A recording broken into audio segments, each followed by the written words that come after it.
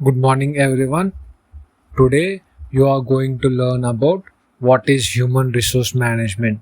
After this session, you will be having a basic idea about human resource management, and whoever asks you whatever anything about human resource management, you will be answering it very easily. So, first, let us get into the definition of human resource management. Human resource management means managing people at work. Who we are going to managing? The people at work. And who are called as the people at work? They are called as employees.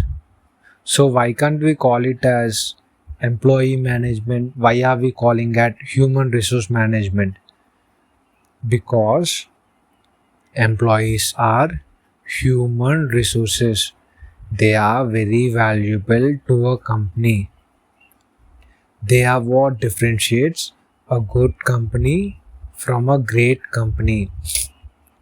Every company has buildings, infrastructure, they have better products, they have better services, they have a better marketing team, they have better technology. But what differentiates a good company from a great company is it's the humans, it's the employees. They are the X factors in a company. A company's success depends on how well you take care of your human resources. If you do not take care of your human resources valuably, the company fails drastically. There are cases of many companies where they have neglected the needs of their employees and they have collapsed, they have shut down. Companies literally faced shutdowns if their human resources are not treated properly. So we have to take care of the human resources, they have to be managed properly. And this is what we are going to learn about now. So, what all comes under human resource management? So, back then in the past, human resource management, like in the 1800s, in Rome, Egypt, in these countries, human resource management back then is like slavery. They have no rights. The pay given to them is very low. Also, they are made to work in very harsh conditions. It is absolutely pure labor work. They can't get happiness or satisfaction doing that work. It's like their life is not in their hands. Then, after that, some people who know how to do the work, who have the guts, they and who has the minds, they form groups. These groups are called as guilds. What they had done is they fought for their rights. They made sure that people received proper training to do a work. They have they have made sure that the working conditions are good and they do not harm anyone. They made sure that people would not be taken lightly. They are not made to be worked 16 hours, 14 hours like that. Also, they are paid fairly. Back then, the pay offered to a person is very unfair. But these people, these skilled workers, formed as groups and fought for their welfare. But even now, the 12 to 16-hour work days are present even this time. So then the industrial revolution happened. What is industrial revolution? Industrial revolution is nothing but the rise of machines and factories. And what is the outcome of industrial revolution? The outcome of industrial revolution is mass production, increased working hours, and poor working conditions. Employees are made to work in poor working conditions. Even here, the 12 to 16 hour time period is there. Even this during the industrial revolution also. But they are paid as because the industrial revolution, the productivity increased a bit. People also, like the companies also started earning money. So the employees are paid. They are paid fairly. Then the labor movement started. All these laborers gathered together. They made strikes, they made protests. And what is the result of all this is the introduction of labor laws. The labor laws made sure that minimum wages should be paid.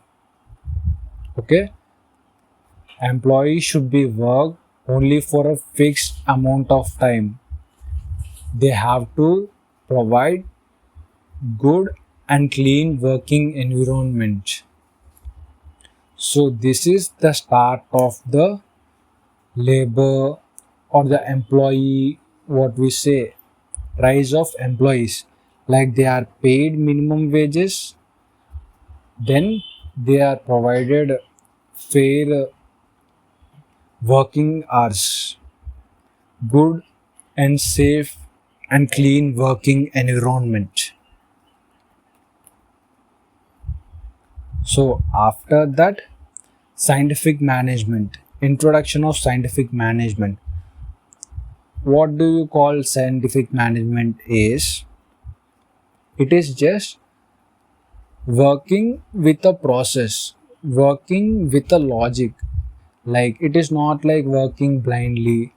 Like back then, how it is the task, suppose there is a task, people work on that task blindly. But now, after the introduction of scientific management, what they are doing is, suppose if you are specialized at mechanical work, then a person who is better at that is introduced into that field. If you are good at electrical, you will be managing the electrical work. If you are good at the computer thing, you are given the computers, you are going to handle the computers. Like that, a task specialization is introduced. And also, if some people know, they do not have they don't know how to work. Even though they don't know how to work, what they done is they are given proper training. After given proper training, then they are made to work.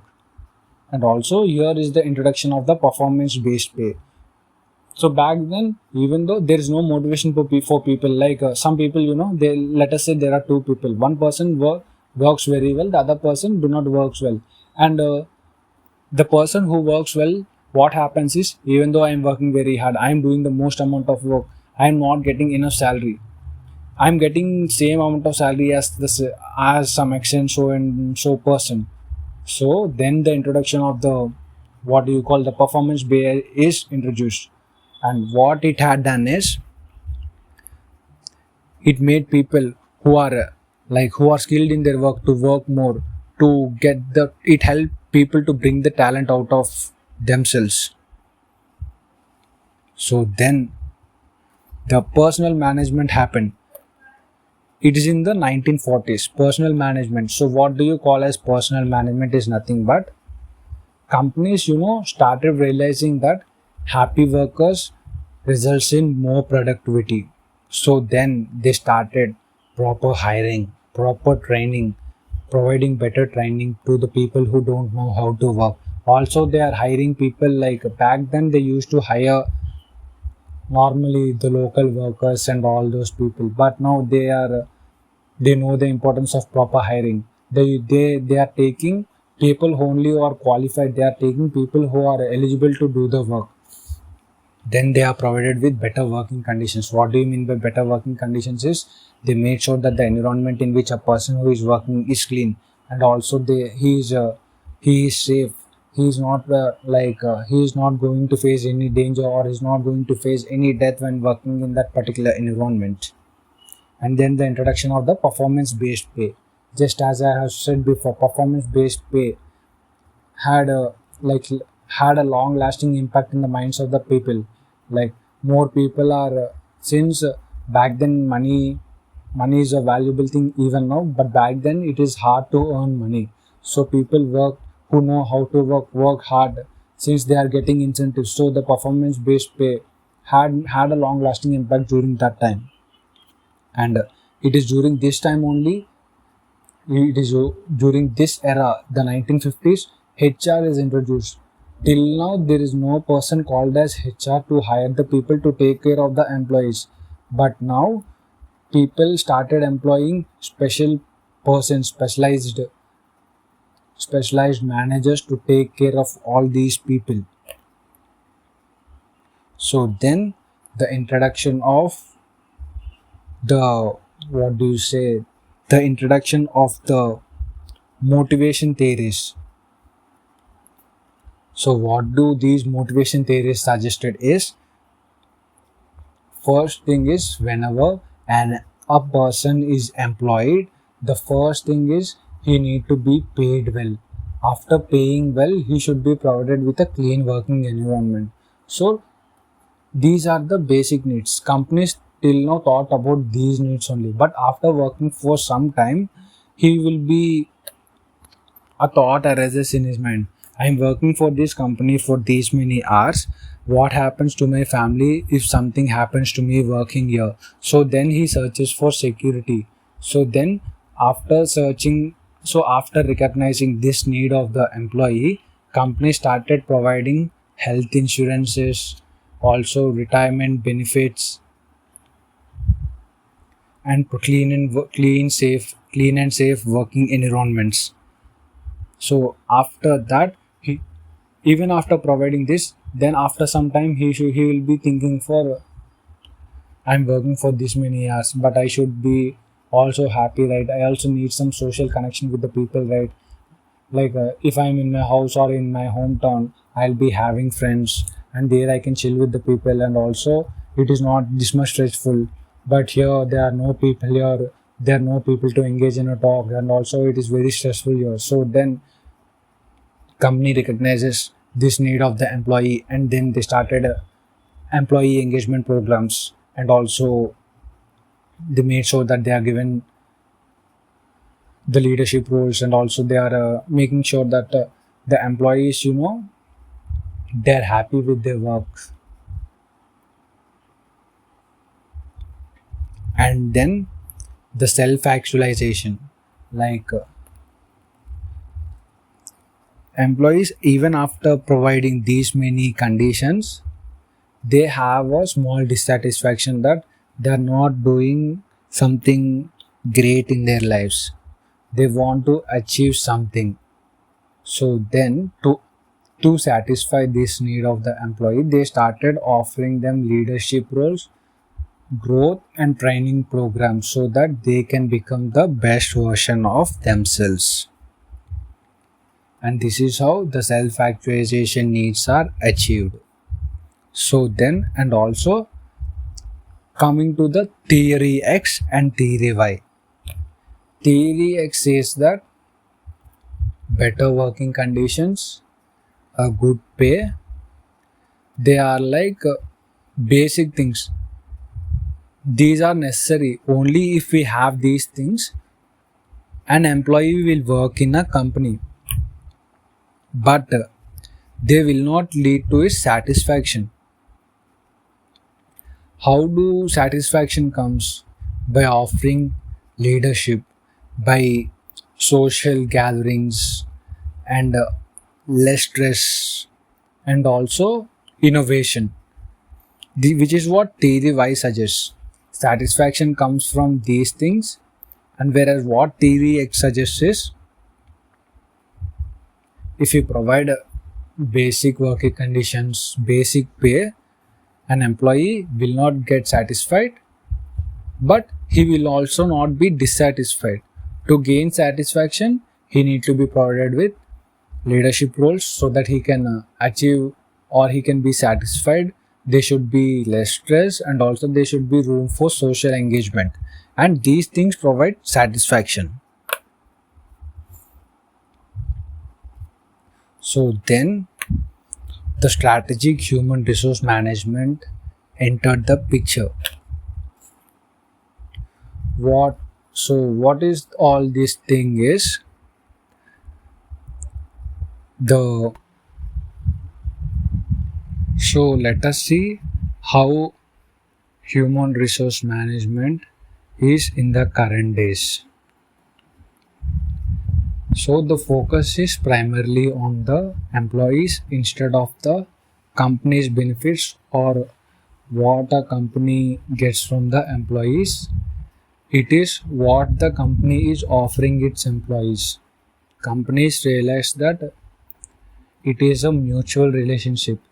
The more you offer the employee will offer you in return. So since an employee offers more, the productivity increases and thus the company grows. So companies are doing a lot of things nowadays to keep their employees happy. Like they are providing, first thing is they are making sure that they are properly trained, because even companies also know that the skills of the employees are not up to the mark. The skills that a person is learning in college is nil currently. So they themselves are taking the initiative and training the employees. And after that, whenever a person enters into a job, it is quite common that he will be attracted because of the pay. But after working some time, he will be having a question where I am going in my career, what I am doing with my career and job. So what companies are doing is in advance they are making sure that their employees should not face this question. They are giving them proper training and also a proper career path to follow, which is the best for them and also for the company.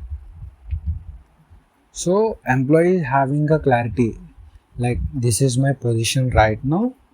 If I work in this way, I will achieve this much and will reach to this position, and these are the skills I need to develop in the meantime. So having a clarity, the employee has more motivation and focus and works hard to achieve his goal, and in the way of achieving his goal, the company also will achieve its goals. And also the introduction of the AIs and other technologies and softwares to hire people. Currently, we all know that AI is being used to shortlist the resumes. Maybe in the future we will see an AI taking an interview to a person. And also the current human resource policies or it includes diversity. Many companies are opting for diversity in their companies, and introduction of the remote working model. Like even though how much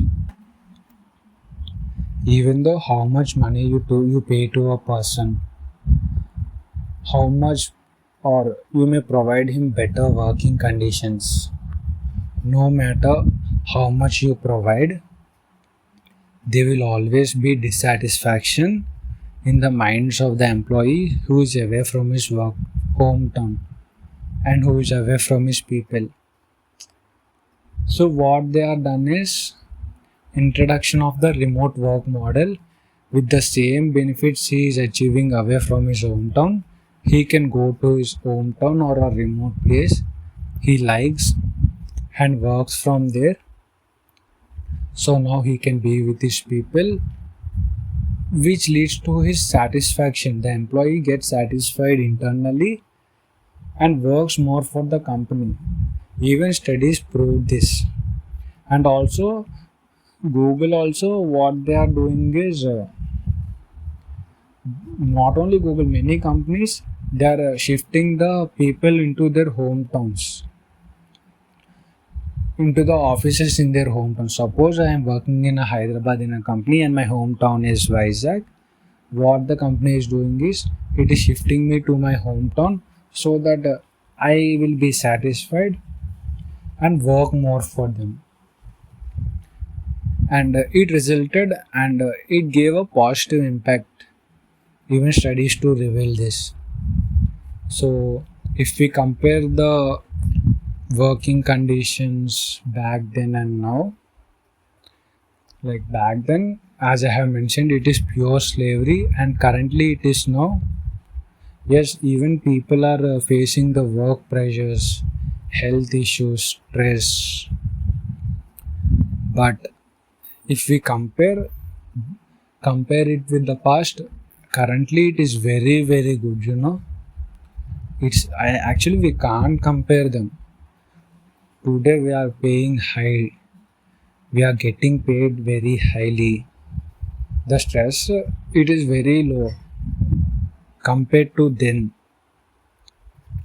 And also the working conditions we are provided with safe working conditions. We are provided with AC, man. We are provided with a clean working environment. We are provided with a friendly group of people. They are lost to protect us if any person discriminates us at work, or if any person harasses us at work. So the world is developing, and in the future we may even see better working conditions also. Thank you.